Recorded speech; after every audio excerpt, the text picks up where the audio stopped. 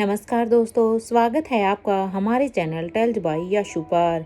यहाँ पर आपको मिलेंगी रोचक और सस्पेंसफुल कहानियाँ। अगर आपको यहाँ पर हमारी कहानियाँ पसंद आती हैं तो कृपया करके आप हमारी वीडियोस को लाइक करें, इसको अपने दोस्तों को साथ शेयर करें और साथ के साथ अपना कमेंट करना ना भूलें।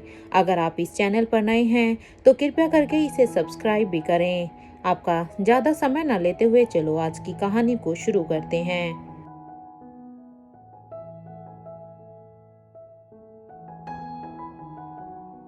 पिछले एपिसोड में हमने सुना था कि एक तरफ जहां पर राजीव गुलेरिया गहरे चिंतन में था, वो भी सोच रहा था आलिशा की कही हुई बात को, तो वहीं अब तक रोहित और अनिका और स्वाति मल्होत्रा ने इन तीनों ने ही अब कल के लिए पूरी ही प्लानिंग कर ली थी यहाँ पर धनंजय पीरामल के सर्जरी के लिए।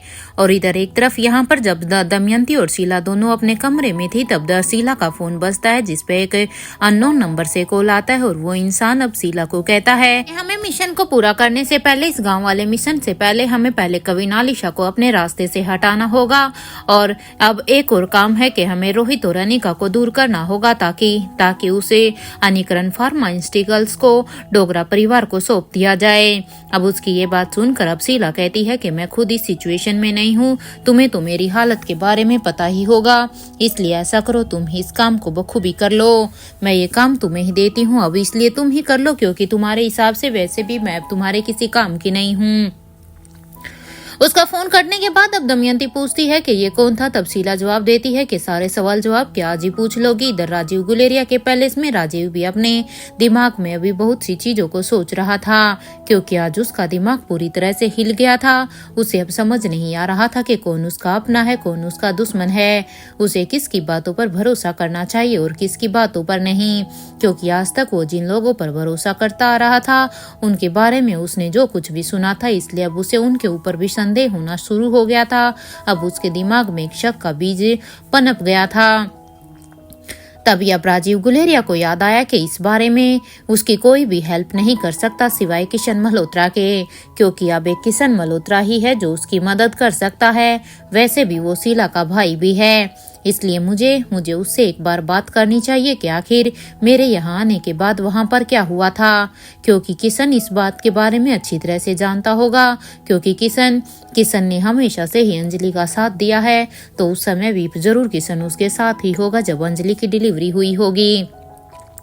जहाँ एक तरफ अभी राजीव यही सब सोच रहा था तो वहीं अब तक राजलक्ष्मी के साथ सभी अभी पेरिस एयरपोर्ट पर आ गए थे, क्योंकि अब राजलक्ष्मी श्रेया और बच्चे और साथ के साथ उधर दूसरी तरफ से उनकी टीम के मेंबर भी आ गए थे। राजलक्ष्मी ने अभी अपनी टीम का स्टे पेरिस के ही एक होटल में करा दिया था, क्योंकि राजलक्ष्मी अपनी पूरी ही टीम को तो अभी यहाँ पर श्वेता के पापा के घर में नहीं रोक सकती थी, इसलिए राजलक्ष्मी ने अपनी पूरी ही टीम के लिए एक होटल में पहले से ही सबके लिए पूरी तरह से अरेंजमेंट करा दिया था। पेरिस आने से पहले ही उसने ऑनलाइन सबके रूम बुक कर दिए थे। उसने सबसे अब कहा कि आप सभी अभी आराम कर लीजिए, आप सभी अभी अपने होटल जाइए और अपने टिकट साथ में पहले निकलवा लेना, और हाँ उसके बाद हम कल के ऑपरेशन की पूरी ही प्रिपरेशन भी हमें करनी है, इसलिए मैं चाहती हूँ कि आप सब आज अच्छे से रिलैक्स हों, अच्छे से आराम करो ताकि कल के ऑपरेशन के लिए किसी को भी कोई भी थकान महसूस ना हो, क्योंकि मुझे कल सबका माइंड पूरा फ्रेश चाहिए है। ये राजलक्ष्मी अब सभी को ये सब कहती है और के साथ अब राजलक्ष्मी उन्हें इंस्ट्रक्ट करते हुए कहती है कि कल जो ऑपरेशन होना है उसकी प्रिपरेशन भी हम सभी को रॉयल हॉस्पिटल में ही करनी है, इसलिए कल हम बस सभी रॉयल हॉस्पिटल के सामने ही मिलेंगे, सब अपने अपने समय पर पहुंच जाना।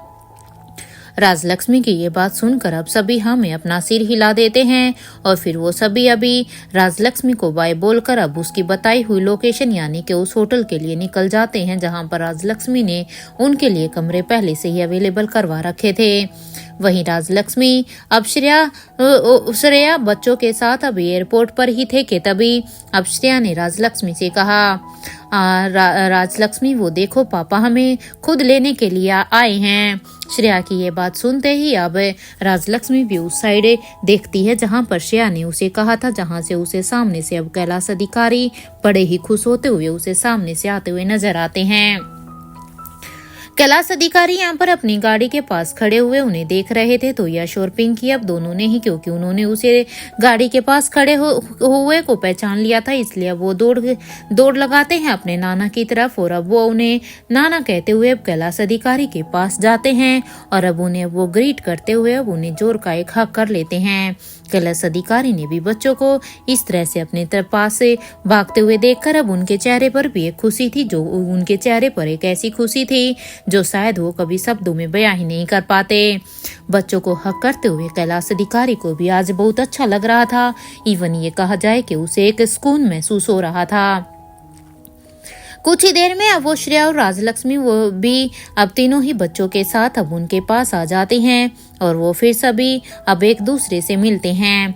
कैलाश अधिकारी अब सभी से कहते हैं, बेटा आप सबको यहाँ पर आने में कोई परेशानी तो नहीं हुई होगी ना, क्योंकि मैं उम्मीद करता हूँ कि आपकी ये यात्रा सकुशल रही होगी, किसी को भी किसी भी तरह की कोई भी परेशानी नहीं हुई होगी। और यहाँ तो इसलिए मैं खुद यहाँ पर आया हूँ ताकि सबसे पहले अपने बच्चों से मैं ही मिलूँ।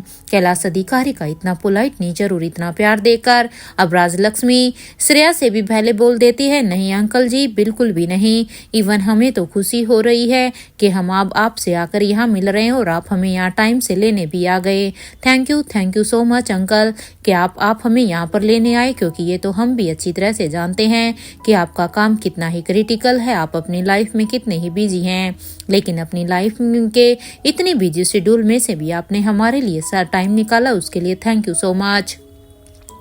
राजलक्ष्मी की यह बात सुनकर अब खुद कैलाश अधिकारी भी कहता है कि बच्चे कभी थैंक यू नहीं कहते, क्योंकि बच्चों के मुंह से ऐसे छोटी छोटी चीजों के लिए अब थैंक यू भी अच्छा नहीं लगता, क्योंकि मैंने किसी और के लिए नहीं बल्कि अपने बच्चों के लिए किया है। अब ये बात सुनकर अब राजलक्ष्मी के चेहरे पर भी समाइल आ जाती है और इधर श्रेया के चेहरे पर तो पहले से ही थी।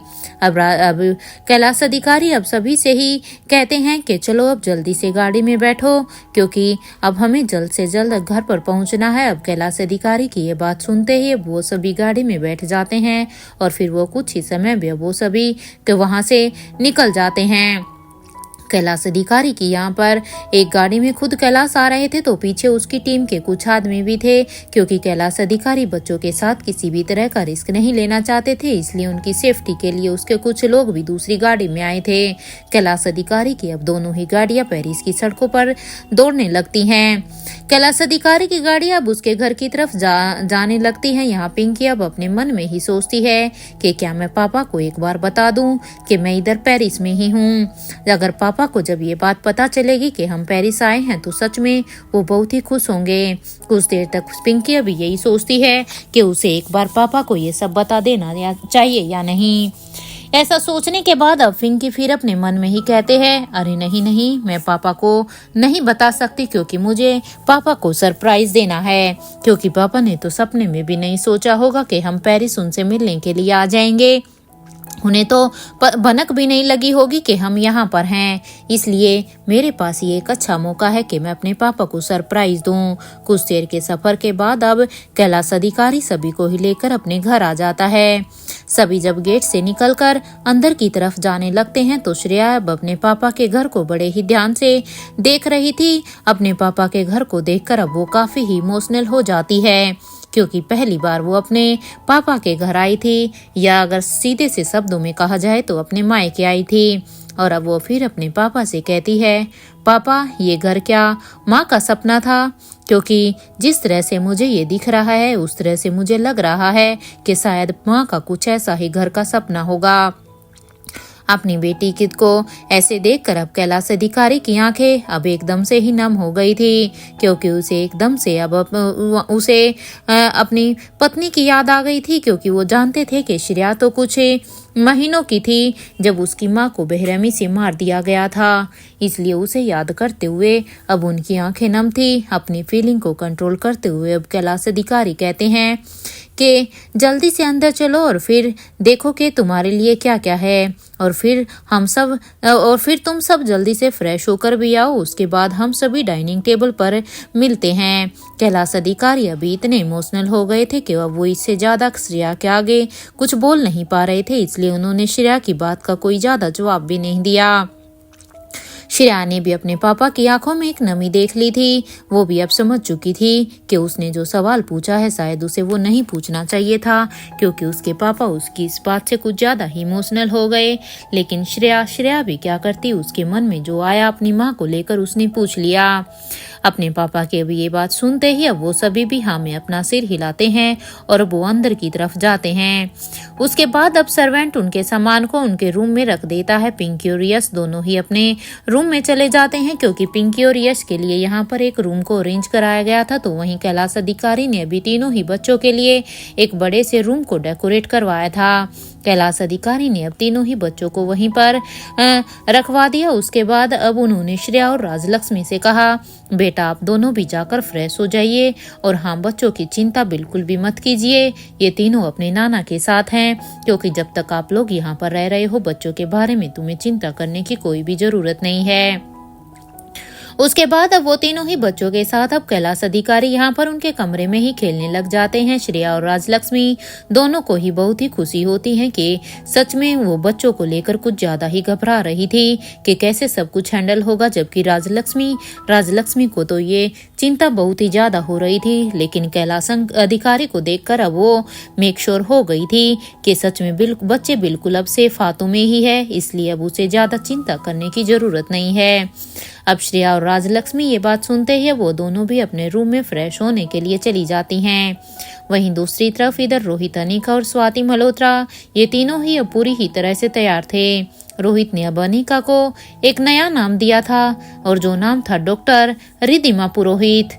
अपनी बात को आगे बढ़ाते हुए अब रोहित कहता है, ये रॉयल हॉस्पिटल की एक बेस्ट न्यूरोसर्जन है, इसलिए मैंने तुम्हें उन्हीं का नाम दिया है, तुम उनके ही नाम से जाओगी। और हाँ, मैंने कविनालिशा से और बड़ी रानी से बात अच्छी तरह से कर ली है, कल जिसकी सर्जरी होगी वो ऑन पेपर कविनालिशा होगी, क्योंकि यहाँ पर पेपर के अकॉर्डिंग हमने वहाँ पर पेशेंट कविनालिशा को ही बनाया है। रोहित की अब ये बात सुनकर अब स्वाति मल्होत्रा कहती है कि आइडिया तो रोहित बहुत ही अच्छा है, क्योंकि अगर अंदर रानी साहिबा है तो कोई भी अंदर नहीं जाएगा, क्योंकि रानी साहिबा का पेरिस में क्या रुतबा है वो तो सभी अच्छी तरह से जानते हैं।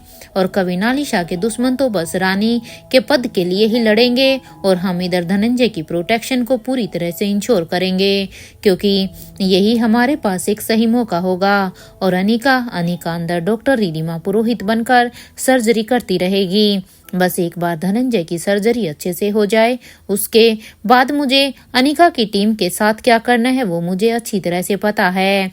अब स्वाति मल्होत्रा कहती है, ऐसा करो तुम दोनों जाकर सो जाओ, क्योंकि तुम दोनों के लिए भी अभी कल के लिए नींद पूरी लेना बहुत ही जरूरी है। वैसे भी कल का दिन हम सब के लिए किसी एग्जाम से कम नहीं होगा, हम तीनों के लिए, क्योंकि कल के दिन हम सबको सक्सेस होना अपने काम में बहुत ही जरूरी है।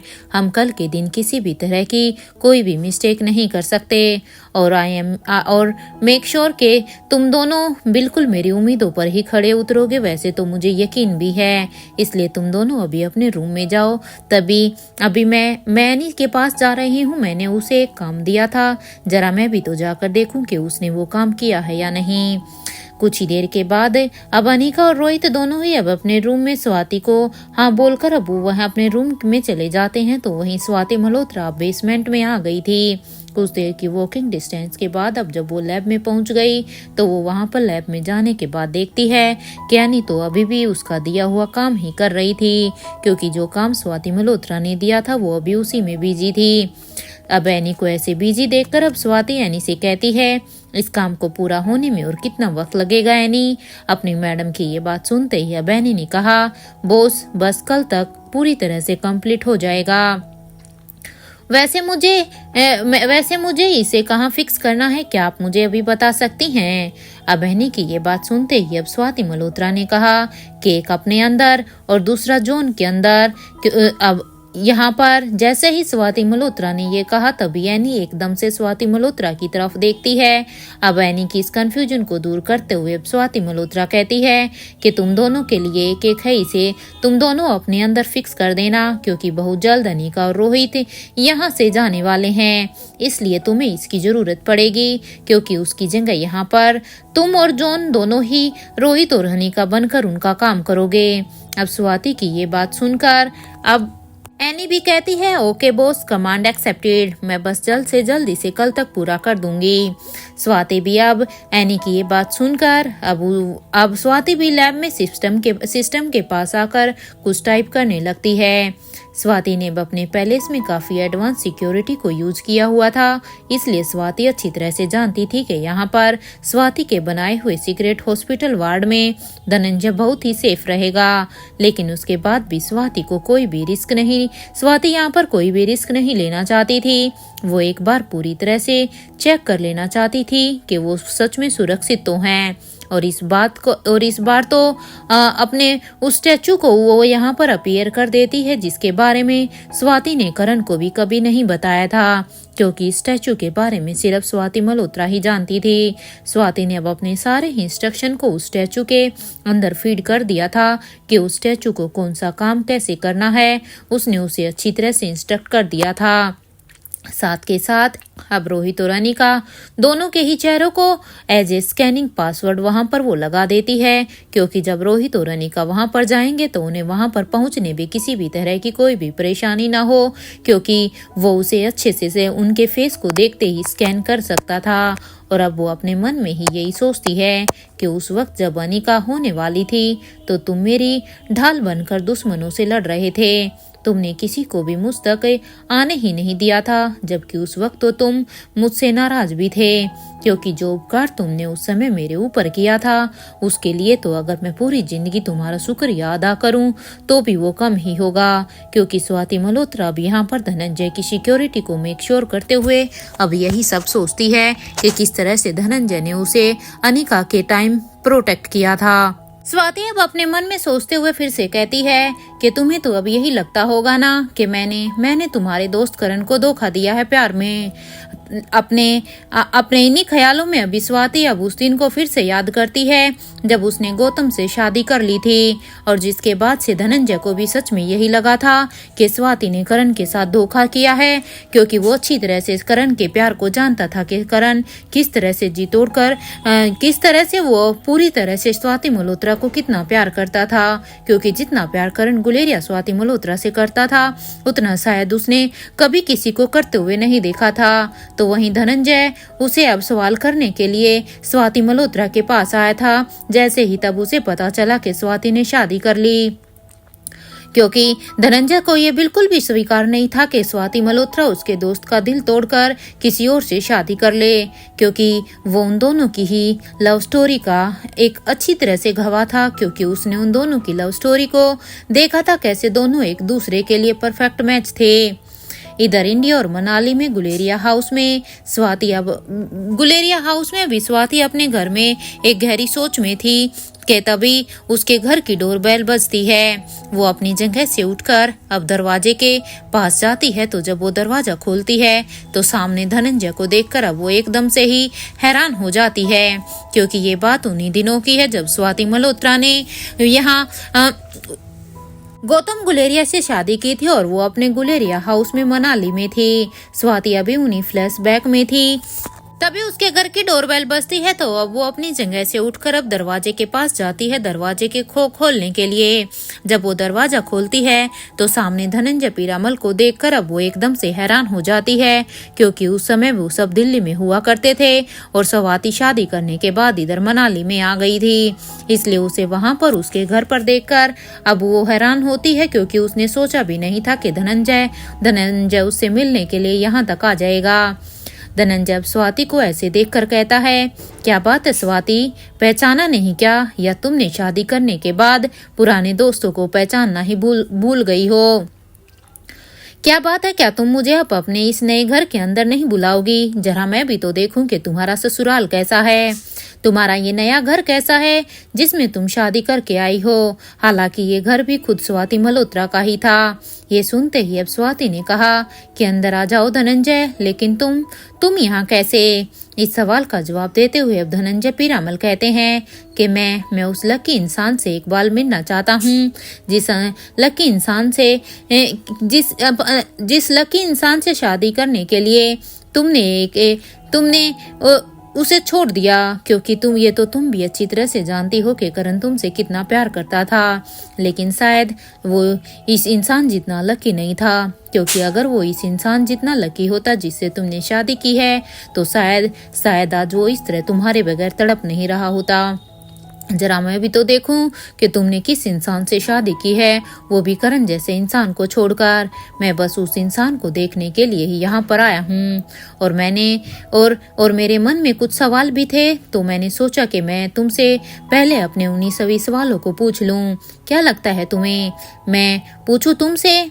तो चलो बताओ मुझे कि तुम लड़कियां ये कैसे कर लेती हो यार, कि प्यार तुम किसी और से कर लेती हो, साथ किसी और के रहते हो और शादी और बच्चा किसी और के साथ। मेरा मतलब है कि इतनी जल्दी तो गिरगिट भी रंग नहीं बदलता है स्वाति मल्होत्रा, जितनी जल्दी तुमने बदला है। मुझे लग रहा है तुम सभी लड़कियां ऐसी ही होती हो, तुम लड़कियां मूव ऑन जल्दी ही कर जाती हो। सही कहा ना मैंने? क्योंकि अगर तुमने सच में किसी से सच्चा प्यार किया होता तो तुम इस तरह से किसी दूसरे इंसान से शादी करके ऐसे नहीं बैठी होती। धनंजय की अब ये बात सुनकर स्वाति के दिल में एकदम से तीर जैसे चुभ रहा था, क्योंकि धनंजय की बातें कड़वी जरूर थी, लेकिन अगर देखा जाए तो वो सच भी तो थी।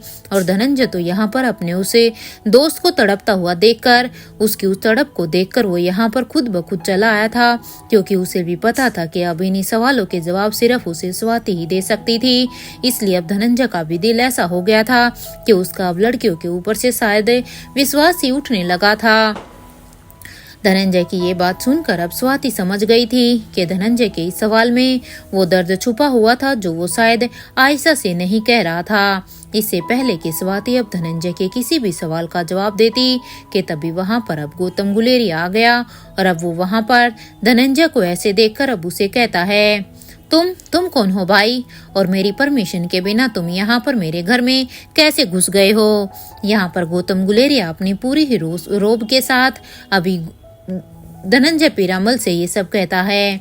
गौतम की बात को इग्नोर करते हुए अब धनंजय स्वाति से कहता है, मैं तुम्हारे जवाब का इंतजार कर रहा हूँ स्वाति। क्या तुम मुझे मेरे इस सवाल का जवाब नहीं दोगी, या तुम देना नहीं चाहती हो? स्वाति इधर अपने ख्यालों में ही थी कि तभी उसे वहां पर फिर से एनी की आवाज आती है, क्योंकि जैसे ही स्वाति को एनी की आवाज आती है तब वो अपने फिर से सेंस में आती है, क्योंकि स्वाति अपनी उन्हीं पिछली यादों में चली गई थी।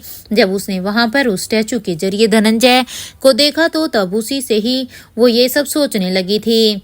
लेकिन अब जैसे ही उसे एनी की आवाज आती है तो अब वो उससे कह रही थी, मैडम आप रूम में जाकर सो जाइए, मैं हूँ यहाँ पर, मैं सब संभाल लूंगी। एनी की बात का जवाब देते हुए स्वाति मल्होत्रा कहती है, बस 2 मिनट रुको एनी, मेरा काम लगभग बस पूरा हो ही गया है, क्योंकि जो काम मुझे करने के लिए मैं यहाँ पर आई थी, इसलिए बस 2 मिनट और दो मुझे, उसके बाद मैं यहाँ से चली जाऊंगी। क्योंकि एनी भी अच्छी तरह से जानती थी कि रात ज्यादा हो चुकी है और उसकी मैडम, क्योंकि उसकी बॉस तो एक इंसान है, इसलिए उसे अब तक सो जाना चाहिए। इसी कंसर्न को लेकर एनी ने स्वाति मल्होत्रा से ये सब कहा था। कुछ देर के बाद अब स्वाति भी अपना पूरा काम कर लेती है, तो अब वहीं दूसरी तरफ इधर अपने रूम में रोहित अब कभी नालिशा से ही बात कर रहा था कल की पूरी प्लानिंग के बारे में। तो वहीं अभियानी का भी अभिराज लक्ष्मी को फोन पर सारे ही इंस्ट्रक्शन को अच्छी तरह से दे रही थी, क्योंकि दोनों ही आजकल की तैयारियों में अपनी जी जान लगा रहे थे, क्योंकि वो बिल्कुल भी नहीं चाहते थे कि किसी भी एक की कमी से किसी दूसरे को कोई भी नुकसान भुगतना पड़े, और उनके लिए जी जान लगाकर बस इस सर्जरी को सक्सेस करना था। दोनों इधर अपने इन्हीं कामों में लगे हुए थे। वो मुश्किल से कुछ घंटे यहाँ पर सो पाए थे, क्योंकि उनके लिए अभी सोना इतना जरूरी नहीं था जितना अब उनके लिए उनका काम था। इधर अगली सुबह हो गई थी। अगली सुबह मॉर्निंग में आज का दिन अब सभी के लिए बहुत ही इम्पोर्टेंट होने वाला था। अनिका ने अब तक डॉक्टर रिधिमा की पूरी ही इंफॉर्मेशन निकाल ली थी, जैसे कि रोहित ने उसे बताया था। लेकिन अनिका ने भी रात को राजलक्ष्मी को समझाने के बाद अच्छी तरह से उसने रिधिमा के ऊपर पूरी ही इंफॉर्मेशन निकाल ली, ताकि उसे किसी भी तरह का उस पर किसी को भी कोई भी शक ना हो, ताकि वो अपने आप को पूरी तरह से रिधिमा के कैरेक्टर में ढाल सके। वो कैसे दिखती है, उसका वे ऑफ टॉकिंग क्या है, वो उसका ड्रेसिंग कोड क्या है, उसने सब कुछ अच्छी तरह से देख लिया था। अनिका जानती थी कि सर्जरी के वक्त तो उसे अपना सर्जिकल गाउन और मास्क लगाना ही है, तो इसी चीज का फायदा उठाकर वो अच्छी तरह से रिधिमा के कैरेक्टर में आ सकती थी। और हाँ, अनिका अपनी आवाज को भी थोड़ा सा बदल कर बातें करेगी अगर जरूरी हुआ तो, वरना तो सारे इंस्ट्रक्शन उसने राजलक्ष्मी को ही दे दिया थे। क्योंकि अनिका यहाँ पर चुपचाप बस ये सर्जरी करने वाली थी। उसके बारे में उसे जो भी कुछ चाहिए था या किसी को इंस्ट्रक्ट करना था, वो सब काम यहाँ पर डॉक्टर अमृता के असिस्टेंट यानी कि राजलक्ष्मी ने संभाला हुआ था। अनिका और रोहित अभी दोनों ही अपने रूम में आज की इस पूरी तैयारी के साथ तैयार हो गए थे। रोहित ने आज अपना ब्लैक जंपसूट पहना हुआ था और उसके हाथ में अब उसका मास्क भी था। रोहित अब अनिका से कहता है कि मेरे ख्याल से चिराग और अब्दुल दोनों ही यहाँ से निकलने वाले ही होंगे। और अब तक तो वहाँ पर रॉयल मेंबर्स को भी पता चल गया होगा कि कविनालिशा का कल एक्सीडेंट हुआ है, क्योंकि जिस तरह से हमने सब कुछ प्लान किया है उसके हिसाब से अब तक उन रॉयल मेंबर्स के बीच में भी ये खबर पहुंच चुकी होगी और उन्हें ये भी पता चल गया होगा कि इस एक्सीडेंट की वजह से कविनालिशा के सिर पर एक गहरी चोट लगी है, जिसकी वजह से डॉक्टर रिधिमा पुरोहित आज उनकी ब्रेन सर्जरी करने वाली है, जैसा कि हमने प्लान बनाया है। बस आई होप सब कुछ वैसा ही हो। रोहित की ये बात सुनकर अब अनिका भी कहती है, वैसे तो मैं जानती हूँ मिस्टर मारवा कि तुम्हारे प्लान हमेशा से ही फुल प्रूफ होते हैं और प्लान का फेल होने की कोई गुंजाइश होती ही नहीं है, क्योंकि आपके पास तो ऑप्शन भी होते हैं। लेकिन क्या तुमने इस बार भी कोई प्लान भी बनाया है क्या? क्योंकि अगर 1% हम सोचे कि हमारा अगर ये प्लान ए काम नहीं किया तो क्या तुमने उसके लिए कोई प्लान बी या प्लान सी भी बनाया है क्या? मिस्टर मारवा गलत मत समझना, लेकिन मेरा मतलब है कि अगर कोई उस वार्ड के पास आ गया तो क्या करेंगे मिस्टर मारवा हम? अनिका की ये बात सुनकर अब रोहित कहता है, डोंट वरी अनिका, सब अच्छा ही होगा। एक दूसरे से बात करने के बाद अब वो दोनों अपने रूम से निकलकर अब सीधा ही बाथरूम के रास्ते नीचे बेसमेंट में आ जाते हैं। जैसे ही वो नीचे बेसमेंट में आते हैं तो वो देखते हैं कि सामने एनी वहां पर ब्लैक कैट बनकर खड़ी हुई थी और उसके बगल में यहाँ पर स्वाति मल्होत्रा भी खड़ी थी। स्वाति अब सभी से ही कहती है कि जल्दी चलो, मेरे ख्याल से किंग ने अब तक धनंजय को हॉस्पिटल में शिफ्ट कर दिया होगा, क्योंकि जो काम किंग का था शायद वो अभी पूरा कर चुका होगा। क्योंकि किंग को मैं अच्छी तरह से जानती हूँ कि उन्हें डिले बिल्कुल भी पसंद नहीं है। अब स्वाति मल्होत्रा की ये बात सुनते ही वहाँ पर सभी अब जल्दी से बेसमेंट के एलिवेटर में चले जाते हैं और अब स्वाति मल्होत्रा इधर टेरेस के बटन को प्रेस कर देती है और कुछ ही देर में वो सभी अभी टेरेस पर आ जाते हैं और अब स्वाति और अनिका दोनों ही अपना फेस मास्क पहन लेती हैं। अपना फेस मास्क लगाने के बाद वो सभी अभी चोपर में बैठ जाते हैं, क्योंकि यहाँ पर कल रात से ही स्वाति मल्होत्रा का चोपर तैयार था। कुछ ही देर में वो चोपर अभी आसमान में उड़ने लगता है। यहाँ पर वो सभी अभी इस बात से अनजान थे कि टेरेस के सीढ़ियों पर रिया ने अपनी नानी स्वाति मल्होत्रा को आज यहाँ पर देख लिया था, इसलिए वो कुछ ही देर के लिए तो अपनी जगह पर एकदम से ही फ्रीज हो गई थी, क्योंकि आज एक्चुअल में यहाँ पर रिया ने अपनी नानी को देखा था। रिया को कुछ भी समझ में नहीं आया कि ये सब क्या है, क्योंकि रिया को तो आज तक लगता था कि उसकी नानी अब उस दुनिया में नहीं है। कुछ ही देर के बाद रिया अब अपने सिर को खुजाती है और अब वो कहती है कि वो कौन थी? मेरी दो मामा है, ये कैसे हो सकता है? रिया फिर अब कुछ देर तक कुछ सोचने लगती है कि तभी अब अचानक से उसे याद आता है कि जब वो एक बार अपनी फैमिली के साथ मनाली जा रही थी तो उसने गुलेरिया हाउस के टेरेस पर भी अपनी मम्मा को ऐसे ही देखा था। जबकि उसकी मम्मा तो हमारे साथ में चौपर में ही थी, लेकिन तब भी उसे ऐसा ही लगा था जैसे वहां पर उसकी मम्मी थी। लेकिन ये तो आंटी मम्मा के साथ थी, वो तो बिल्कुल ग्रैंड मॉम जैसी ही थी जैसा मुझे वो फोटो में दिखाई दे रही थी। अरे वाह, मेरी ग्रैंड मॉम जिंदा है, क्योंकि इसका मतलब तो यही है कि अगर सच में वो मम्मी के साथ जैसी दिखने वाली थी तो वो कोई और नहीं बल्कि मेरी ग्रैंड मॉम ही होगी। ये तो फिर कितनी ही खुशी की बात है। मैं बस अभी नानू को बताती हूँ, क्योंकि एक बार नानू को पता चलेगा तो सच में नानू को भी बहुत ही अच्छा लगेगा, और फिर तो सच में बहुत ही मजा आएगा, क्योंकि फिर तो हम सबको ही पता चल जाएगा कि नानी जिंदा है, और फिर वो भी हम सब के साथ यहीं पर ही रहेंगी। यही सब सोचते हुए अब रिया भी जल्दी से स्टेयरकेस से नीचे उतरकर अब अपने रूम की तरफ जाने लगती है, क्योंकि वो ये गुड न्यूज अपने नानू को देने से पहले सबसे पहले इस गुड न्यूज को अपने भाइयों के साथ शेयर करना चाहती थी। क्योंकि चाहे इनके साथ कुछ भी अच्छा हुआ हो या बुरा, लेकिन ये तीनों पहले एक दूसरे के साथ सब कुछ शेयर करते थे। उसके बाद ही पूरी तरह से कंक्लूजन निकालने के बाद उन्हें क्या करना है वो आगे डिसाइड करते थे।